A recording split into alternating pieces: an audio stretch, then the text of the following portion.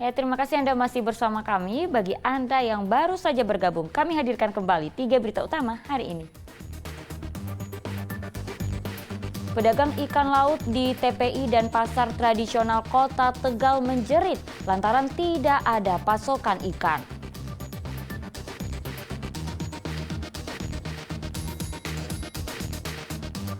Harga cabai meroket. Pedagang di Kota Tegal jual cabai yang hampir busuk dengan harga miring.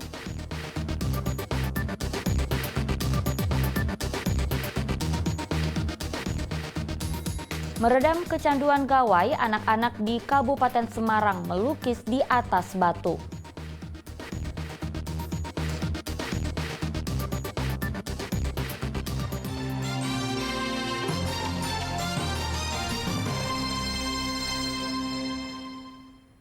Kekeringan melanda sejumlah wilayah di Indonesia, membuat aparat kepolisian dan TNI di Kabupaten Banyumas ikut terjun mengirimkan bantuan air bersih di wilayah yang mengalami krisis air bersih. Polisi pun mengerahkan kendaraan taktis water cannon agar bisa membuat lebih banyak air bersih dan bisa menjangkau lebih banyak warga.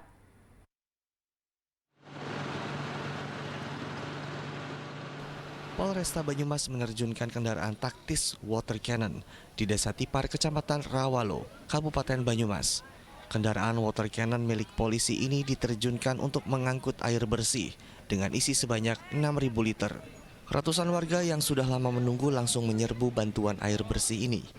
Mereka rela antre untuk mendapatkan air bersih untuk kebutuhan sehari-hari, seperti memasak dan mencuci. Di Desa Tipar, Kabupaten Banyumas, air sumur milik warga rata-rata telah mengering.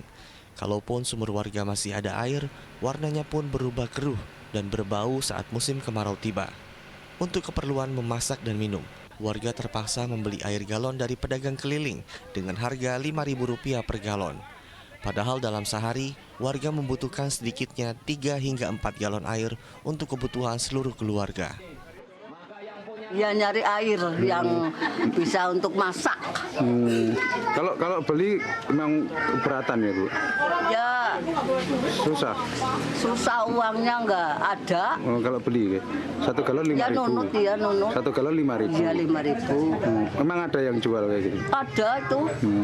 Itu Tapi tetangga-tetangga pada beli juga, ada yang beli? Iya beli. Untuk apa itu beli? Nyayur. Untuk masak. Masak. Untuk minum. Iya. Kalau untuk mandi sumur. Sumur yang kotor ya, itu. Itu ada. Sebagian warga lainnya memilih mengambil air ke sumur warga lainnya untuk mengambil air yang masih bisa dikonsumsi. Hingga kami memberikan bantuan air kepada warga masyarakat yang ada di Desa Tipar. Jumlah bantuan yang kami berikan ada sebanyak 26.000 atau hampir 27.000 liter ya. 27.000 liter dengan menggunakan water cannon dan juga tangki yang berisi 20.000 liter. Dan tentunya kami berharap ini bisa bermanfaat nantinya untuk warga masyarakat yang bisa digunakan karena memang kita tahu bahwa dampak daripada kemarau panjang ini adalah salah satunya kekeringan. Desa Tipar di Kabupaten Banyumas merupakan wilayah perbukitan tandus yang rawan mengalami kesulitan air bersih saat musim kemarau. Warga berharap pemerintah daerah setempat memberikan bantuan air bersih secara rutin hingga musim kemarau berakhir. Mardianto melaporkan dari Kabupaten Banyumas. Badan Penanggulangan Bencana Daerah BPBD Kota Semarang menyalurkan bantuan air bersih untuk warga di 4 kecamatan yang terdampak krisis air bersih. Bencana kekeringan juga membuat warga saling berebut air bersih bantuan dari PMI Kabupaten Brebes. Warga Kelurahan Gedawang, Kecamatan Banyumanik, Kota Semarang berbondong-bondong mendatangi truk tangki muatan air bersih yang datang. Dengan membawa ember dan galon, sejumlah ibu rumah tangga langsung mengantre untuk mendapatkan air bersih bantuan dari Badan Penanggulangan Bencana Daerah Kota Semarang. Bantuan air bersih ini pertama kali diterima warga sejak 3 bulan dilanda kekeringan. Selama ini warga terpaksa membeli air dari penjual keliling. 3 bulanan ini yang parah banget. Kan pada kemarauannya juga panjang, terus air artetis juga itu nyalanya kan gantian 2 hari sekali. Jadi kekurangan banget buat masak, buat nyuci. Terus selama ini kebutuhan air gimana? Itu kadang saya beli, itu kan ada penjual gitu, kalau 1.000 liter 80.000 gitu. Terus ya kadang kalau sanyonya itu bisa nyala ya itu bisa pakai sanyo. Terus ini ada dapat bantuan ini sudah sering apa jarang? Pertama ini. Baru pertama ini. Pertama kali. Data di BPBD Kota Semarang, saat ini ada 4 kecamatan yang mulai terdampak kekeringan yang berakibat sulitnya mencari air bersih. 4 kecamatan itu masing-masing Tembalang, Banyumanik, Ngalian, serta Kecamatan Genuk. Kita melihat mulai dari ada 4 kecamatan yang menjadi mitigasi kita, perhatian kita. Yang pertama ini adalah Banyumanik, itu ada Jabungan, kemudian Gedawang, Kecamatan Tembalang itu Rawasari, sedikit Mangunharjo, kemudian Kecamatan Ngalian itu ada Gondorio, Wonosari, dan Genuk ini ada di sekitaran Karangroto ya. Di wilayah lainnya di Jawa Tengah, warga di Dusun Cihaur, Desa Cihaur, Kecamatan Banjarharjo, Kabupaten Brebes langsung menyerbu sebuah mobil tangki yang mengangkut air bersih. Seolah tak mau menyia-nyiakan kesempatan, warga membawa sejumlah ember dan jerigen. Warga tampak saling berebut karena khawatir tidak kebagian. Pasalnya, jumlah air bersih bantuan ini sangat terbatas, tidak mampu memenuhi kebutuhan seluruh warga Desa Cihaur. Bantuan 1 tangki air bersih dari PMI Kabupaten Brebes ini merupakan yang kesekian kalinya sejak warga mengalami krisis air bersih sebulan terakhir. Selama sebulan terakhir ini, warga terpaksa mengonsumsi air sungai yang kotor dan bau. Untuk membeli air bersih, warga harus membeli Rp2.000 per jerigen. Bantuan air bersih dari PMI sangat bermanfaat, Mas. Karena di sini kan udah krisis dari kurang lebih 1 bulan ya. Tadi malam juga kita dari perairan udah ngelem desa, dan sekarang bantuan buat air bersih kebutuhan masak gitu ya. Sementara dari tadi malam itu buat kebutuhan MCK. Hingga sebulan terakhir, PMI Kabupaten Brebes telah memberikan bantuan air bersih sebanyak 35.000 liter kubik air bersih ke sejumlah desa. Melaksanakan kegiatan pendistribusian air bersih untuk masyarakat terdampak kekeringan karena dampak dari El Nino. Terus saat ini PMI Kabupaten Brebes telah mendistribusikan total 35.000 liter yang kita sebar di beberapa desa. Data BPBD Kabupaten Brebes sebanyak 7 desa di 4 kecamatan meminta bantuan air bersih. Agus Hermanto dan Sugi Hartono melaporkan dari Kota Semarang dan Kabupaten Brebes.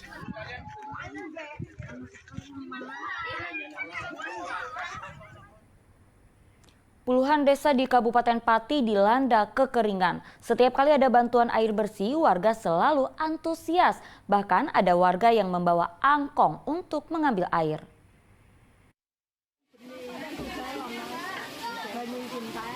Begitu tangki air bersih datang, warga desa Tanjung Sekar, Kecamatan Pucak Wangi, Kabupaten Pati langsung berdatangan.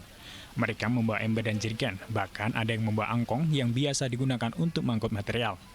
Dengan angkong, warga tidak perlu memikul 2 jerigen, hanya perlu mendorongnya saja. Sudah 1 bulan warga desa Tanjung Sekar kesulitan air bersih karena sumur-sumur mereka sudah mengering. Biasanya itu nyedot dari Jumblang di sebelah barat ada, sebelah utara, sebelah timur ada. Tapi sudah kering juga? Sudah kering semuanya. Bantuan air ini datang dari sebuah rumah sakit. Pihak rumah sakit membantu warga sekitar untuk meringankan penderitaan akibat kemarau panjang. Dan ini memang karena tetap ada keterbatasan dari perusahaan, bagaimana prioritas adalah di desa-desa terdampak yang ada di sekitar Rumah Sakit Budi Agung. Data BPBD Kabupaten Pati, ada 20 desa di Kabupaten Pati yang dilanda kekeringan. 20 desa itu tersebar di Kecamatan Jaken, Winong, Pucak Wangi, Jakenan, Gabus, dan Kayen. Arif Nur melaporkan dari Kabupaten Pati.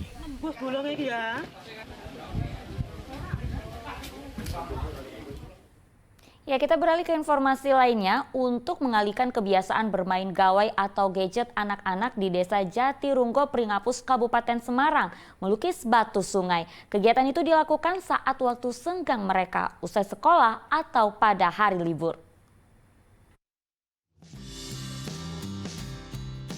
Anak-anak di Dusun Kedung Gondang, Desa Jatirunggo, Pringapus, Kabupaten Semarang punya cara tersendiri mengalihkan kebiasaan bermain gadget atau ponsel.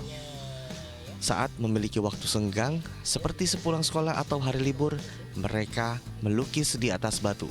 Sebelum mulai melukis, biasanya para anak pergi ke sungai yang aliran airnya tidak deras.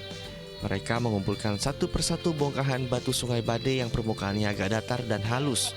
Batu yang terkumpul kemudian dijadikan media untuk melukis. Anak-anak menggunakan cat air untuk melukis batu agar warnanya tidak mudah luntur dan ramah lingkungan. Motif lukisan pun disesuaikan dengan bentuk dan ukuran batu. Ada yang melukis gambar ikan, bendera Indonesia, hingga gambar katak. Anak-anak pun senang karena kegiatan seperti ini dapat mengurangi ketergantungan mereka terhadap gadget. Karena kalau menggambar tuh biar pintar, kalau main game kan nanti tuh goblok. Dan kalau main HP juga nanti matanya sakit. Kalau ketabrak motor kan itunya itu biaya kan itu banyak. Jadi di rumah aja apa main di sini, apa menggambar. Anak-anak di Dusun Kedung Gondang dibimbing oleh seniman lukis. Batu yang sudah selesai dilukis kemudian disusun menjadi sebuah taman. Motorik halus dengan menggambar. Menggambar pun saya mengubah stigma yang ada bahwa gambar tidak harus direlevansi dengan khusus seperti kertas atau kanvas, tetapi ada media-media lain yang ramah lingkungan dan mudah didapat, tidak harus membeli, karena Zeitplan perencanaan di desa ini memiliki kontur alam perbukitan, ada sungai, ada kebun, ada sawah. Batu-batu itu kita ekspos dengan sentuhan cat yang sangat ramah, cat air.